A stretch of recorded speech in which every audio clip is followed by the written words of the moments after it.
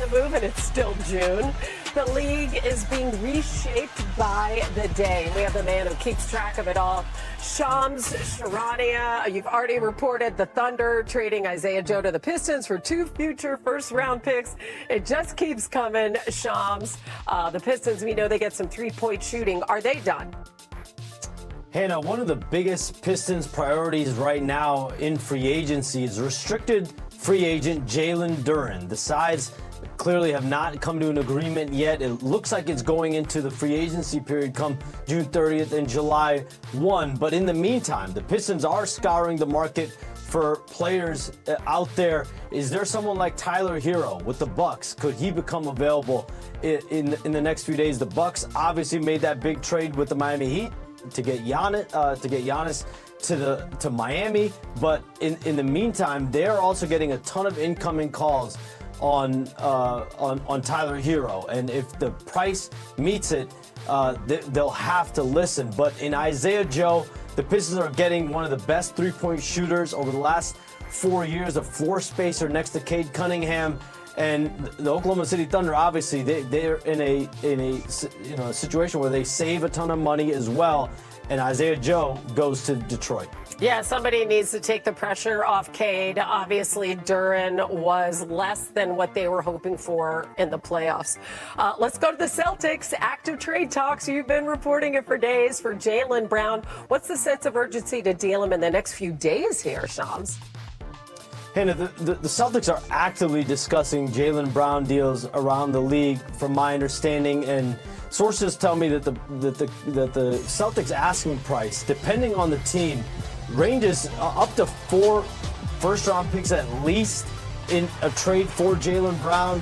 They pursued Giannis. We know about that, and Jaylen Brown was involved in those trade talks as well as other first-round pick considerations as well. So clearly, after Jaylen Brown won Finals MVP just 2 years ago and was a league finalist for MVP this year, that might have rubbed him the wrong way. And so now they're in a situation with 3 years left on his deal.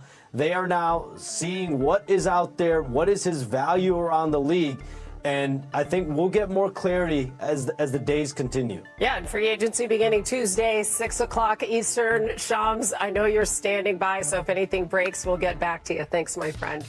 All right, if Jaylen Brown is moved this offseason, he would become just the 5th player ever traded within 3 seasons of winning Finals MVP. He'd be the first to do so since KD in 2019. By the way, Shaq, he's the only one to go on and win another title with his new team. As we welcome in our esteemed panel, we have Bobby Marks, who must have flown overnight from New York, Janae Ogumake, Danny Green. So psyched to be talking to you guys about everything that has been happening. But first, Bobby, you know he has to keep it real for us. So in terms of value, how's Jaylen Brown viewed around the league? Hannah, it's all over the place. I think it's a matter of what teams you talk to. I think it's the analytics versus the eye test. The analytics are not great. When you look at Jaylen Brown the last 4 years, Boston's net rating is better with him off the court. This past year, they were a +10 when Brown was off the court. However, I'm an eye test person. Yes, no So when kidding. you go eye test, and I know Danny likes the eye test too. Yes, I do. This is what I see. Yeah. Top 10 player in the NBA, 29 years old, in the prime of his career, on a 3-year contract without a player option here, and has played at least 60 games in 4 out of the last 5 years. So you know what you're getting with Jaylen Brown. So it's all over the place. He literally kept them afloat with Jason Tatum on the bench. They exceeded expectations. Yes, I mean, again, I'm more of an eye test person, analytics. What did Josh have? Well, they call it strategy now, Danny. Okay. Is that what they call it? It's a fancy name.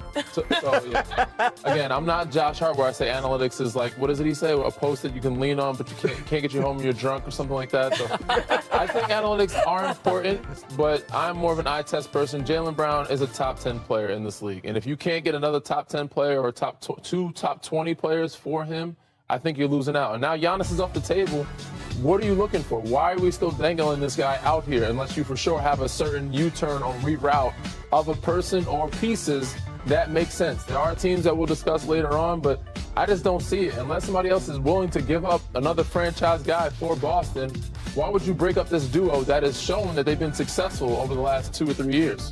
There's a hypersensitivity to Jaylen Brown, and he has embraced it, willing to be the villain, at times being the bad guy on the court, the one calling out the league, and obviously snapping back or clapping back at our old friend, Stephen A. Smith. I think there's a sensitivity because of the podcast or the twitching, Twitch streams, and that narrative that confuses people from what he's actually doing. I'm an analytics girl. I didn't even know the numbers were like that with Jaylen Brown. I don't even care about it. I'm the first person that would care about it. But how much do you think we should care about the off-the-court stuff? Because you just named a whole bunch of social media platforms, to me, as opposed to what he does on the court and pairing with a healthy Tatum. If what he's saying is so egregious, then I think that's a hypersensitivity, because at the end of the day, when he shows up on the floor, he's everything that you want to be. That's what I'm saying. He's the guy who, like you said, was a finals MVP, like someone that is a 5-time All-Star, 29 years old. And when his team needed him to rally, he did it this year at a very, very high level. And so I understand the narratives might look a little sus, okay? They might look a little sus with what he says, this being my favorite year and stuff. But like, if you won a championship with those two together, it must take an act of God, something huge, in my opinion, to break it up. But it seems like the 4 first-round picks is almost like telling us, oh, we'll do it, but you're going to have to give us everything. It just feels like that relationship would have to be so fractured to make this like a done deal where they have to move him.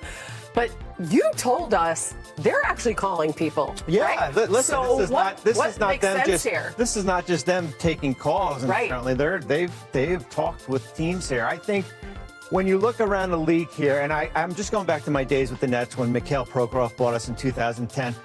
When you have a new owner, they are the ultimate wild card. And Prokhorov that year wanted to go get Carmelo Anthony, and then he wanted to go get. They want a star, and you know who I'm looking at? Portland. Oh, new owner Tom Duncan here. Where the Trailblazers are, they've got draft picks. They've got 5 tradable firsts. You look at young players like Tumani Kamara, Shaden Sharp, Scoot.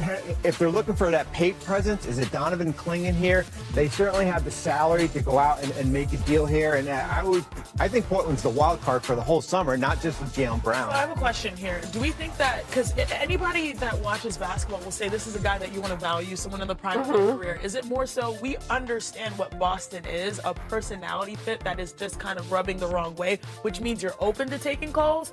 Is that the issue? Or are they leaning on this actual analytics saying, oh, well, technically we were better when he was off the floor? And they're actually calling people themselves. They're not just taking calls. Because the eye test is like, this is a great player, but then on the other side, you're seeing them take calls. I think when you look at it, listen, they were up 3-1 against Philadelphia, and I think when they take a big picture, take a step back, they realize that this roster is not good enough. So how do you address if it's splitting up? I mean, it's hard to do. Yeah. It's hard. Chene, you look at what he did this year. Yeah. Yeah, as Hannah said, he carried. But to gain elsewhere, maybe is what it depends on what you value. Right, on the other side. All right, let's get to an historic night in the W last night. Toronto's Marina Mabry. Real 6 side. There you go, Danny. There you go. There you go. Bang. She tied the WNBA record. It's the Iceman summer, you know? It's the Iceman summer. Now when we talk about her, please. Let me close my eyes. Bang. Because y'all know if anybody was watching this game, it was me. And at the beginning, I said, oh, snap, this is her night. She had like 27 before the blink of an eye. Yeah, I guess the ball here on the perimeter just drains. Guard her! Better whisper my name. Y'all. Yep, All right, all great Danny. tracks.